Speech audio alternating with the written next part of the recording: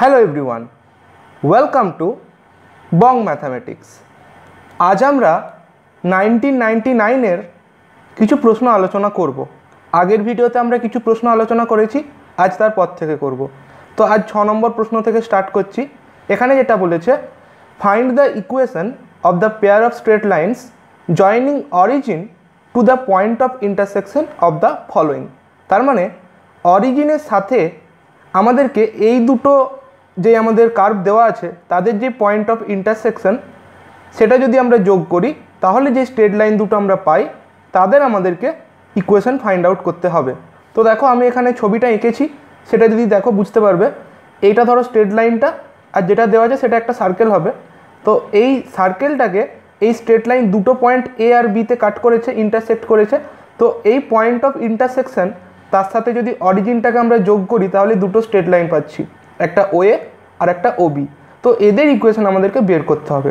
তো এটা pair of straight লাইনের একটা প্রবলেম, এবং এটা করার আমাদের একটা নির্দিষ্ট মেথড আছে।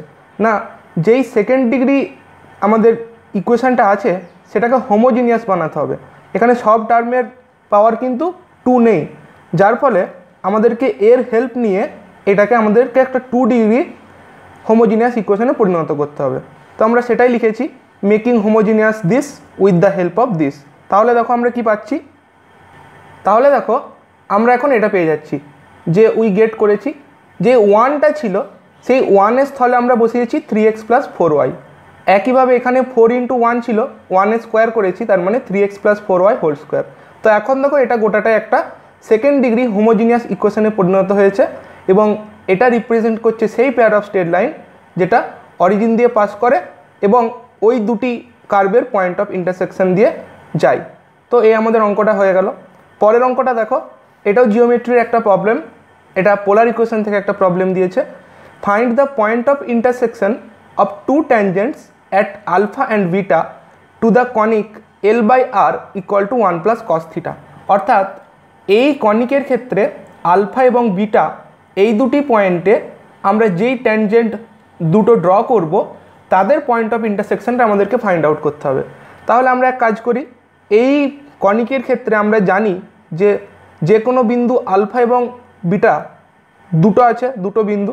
তো যে কোনো একটা বিন্দু যদি ধরি θ = আলফা, সেখানে আমাদের ট্যানজেন্টের ইকুয়েশন কি হয়, L/R = cos θ থাকবে, আর 1-এর পরিবর্তে কী হবে, cos অফ θ মাইনাস যেই পয়েন্টে বলেছে আলফা, তার মানে θ - আলফা।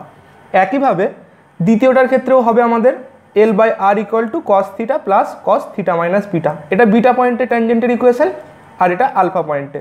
তাহলে দেখো আমাদেরকে পয়েন্ট অফ ইন্টারসেকশন বলেছে, তার মানে এই 1 আর 2কে সলভ করে আমাদেরকে আর এবং θ বের করতে হবে। তাহলেই পেয়ে যাব কোন পয়েন্টে তারা ইন্টারসেক্ট করছে। তো দেখো আমরা 1 আর 2 থেকে দেখতে পাচ্ছি L/R দুটোরই ভ্যালু, তো এটা যদি কম্পেয়ার করি তো ইকুয়াল হয়ে যাচ্ছে। এখন আমরা পজিটিভটা নিচ্ছি না, কারণ দেখো পজিটিভটা যদি নিই থিটাটা থাকছেই না, মানে থিটা কেটে যাচ্ছে, যার ফলে আমরা থিটার কোনো ভ্যালু পাবো না। সেই কারণে আমরা নেগেটিভটা নিচ্ছি, যার ফলে থিটার ভ্যালুটা পেয়ে যাচ্ছে α + β/2। এখন এই থিটার ভ্যালুটা তুলে নিয়ে গিয়ে 1 বা 2 যে কোনো একটা জায়গায় বসিয়ে দাও, তাহলেই আর এর ভ্যালু তুমি পেয়ে যাবে। তাহলে L/R = cos of α + β/2 + cos of α - β/2। আমরা এটা 1 নম্বরে পুট করেছি থিটার ভ্যালুটা। তাহলে দেখো একটু সিম্পলিফাই করলে R = হয়ে যাচ্ছে L/2 sec α/2 sec β/2। তো আমাদের পয়েন্ট অফ ইন্টারসেকশনটা কী হবে, আর থিটা ফর্মে যদি লিখতে চাই তাহলে আমরা কোঅর্ডিনেট আকারে লিখতে পারি এইটা কমা α + β/2। তো সেটাই হয়ে যাবে পয়েন্ট অফ ইন্টারসেকশন। ঠিক আছে, তাহলে পরের অঙ্কে চলে যাই। আচ্ছা দেখো পরের অঙ্কটা কি বলেছে, এটা স্ফিয়ার থেকে একটা প্রবলেম, এটা 3D জিওমেট্রির problem. Find the equation of the sphere which passes through the circle x² + y² + z² = 4 আর z = 0 and is cut by the plane x + 2y + 2z = 0 in a circle of radius 3। অর্থাৎ এইটা যেই স্ফিয়ারকে represent করে সেই স্ফিয়ারকে আমি যদি এই plane দ্বারা কাট করি, বুঝতেই পারছো একটা স্ফিয়ারকে একটা প্লেন দ্বারা কাট করলে একটা সার্কেল তৈরি হবে। তো সেই সার্কেলের রেডিয়াসটা আমার 3 বলা আছে। তো এই ধরনের অঙ্ক করার অ্যাপ্রোচটা আমি একটু বুঝে নিচ্ছি যে স্ফিয়ারের ইকুয়েশনটা কি ধরতে পারি আমরা।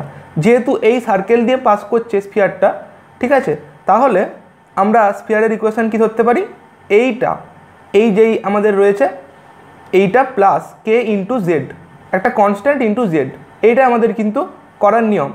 তো এখন কি ব্যাপারটা দেখো, এই স্ফিয়ারটাকে কাট করেছে এই প্লেনটা, তার মানে আমরা এরকমভাবে ভাবতে পারি এইটা হচ্ছে আমাদের স্ফিয়ারটা, এটা হচ্ছে প্লেনটা, আর এটা হচ্ছে আমাদের স্ফিয়ারের সেন্টার হবে। তাহলে ভাবো যে সেন্টার থেকে এই প্লেনের যেই পারপেন্ডিকুলার ডিস্টেন্সটা হবে সেটা আমরা ফাইন্ড আউট করতে পারবো। আর ওবি যেটা হচ্ছে, দেখো ও থেকে যে কোনো বিন্দু যোগ করো, ওটা যেহেতু সেন্টার, তাহলে ওবিটা হবে এই স্ফিয়ারের রেডিয়াস। আর এ বি এইটা দেখো এই প্লেন দিয়ে কাট করার ফলে যে সার্কেলটা তৈরি হচ্ছে তার রেডিয়াস কিন্তু এবি। তো দেখো এখানে কিন্তু একটা সমকোণী ত্রিভুজ উৎপন্ন হচ্ছে, যেহেতু এটা আমরা পারপেন্ডিকুলার ডিস্টেন্স বলছি ওয়েটাকে, তার মানে এটা সমকোণী ত্রিভুজ। তো এখানে পিথাগোরাসের উপপাদ্য যদি লাগাই তাহলেই কিন্তু আমাদের উত্তর চলে আসবে। আমাদেরকে স্ফিয়ারের ইকুয়েশন বের করতে বলেছে, তো কোনো রকমে আমরা কে এর ভ্যালু যদি বের করতে পারি তাহলেই কিন্তু হয়ে যাবে। তাহলে অ্যাপ্রোচটা দেখে নাও। তো দেখো এখানে যে স্ফিয়ারটা দেওয়া ছিল আমাদের, তার সেন্টারটা কিন্তু আমরা অতি সহজেই লিখে ফেলতে পারি 0 0 মাইনাস k/2, এবং রেডিয়াসটা হচ্ছে এইটা।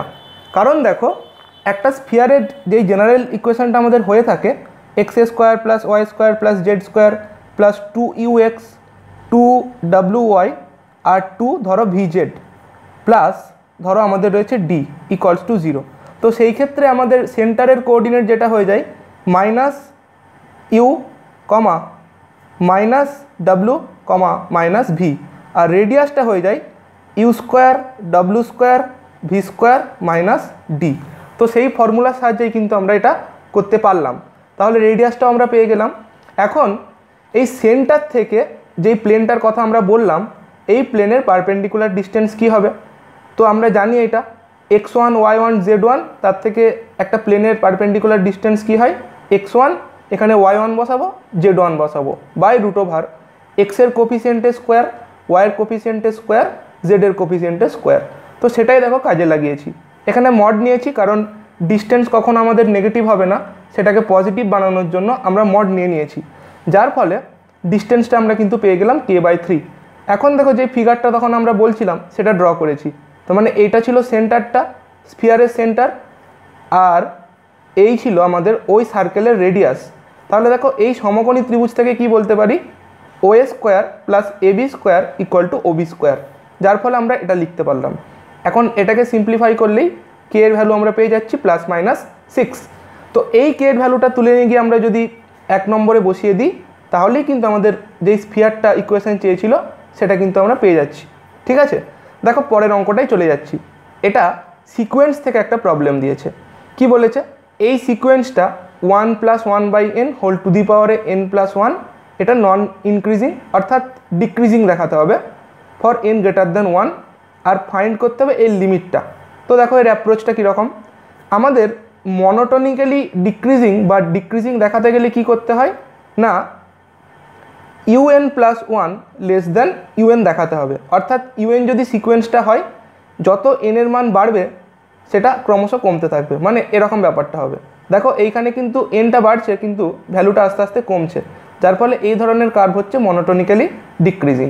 তো সেই কন্ডিশন অনুযায়ী দেখো কি করা যায়, আমাদেরকে এই শর্তটা কোনো রকমে আনতে হবে। তো আমরা যে সিকোয়েন্সটা দেওয়া আছে তাকে vn ধরে নিয়েছি।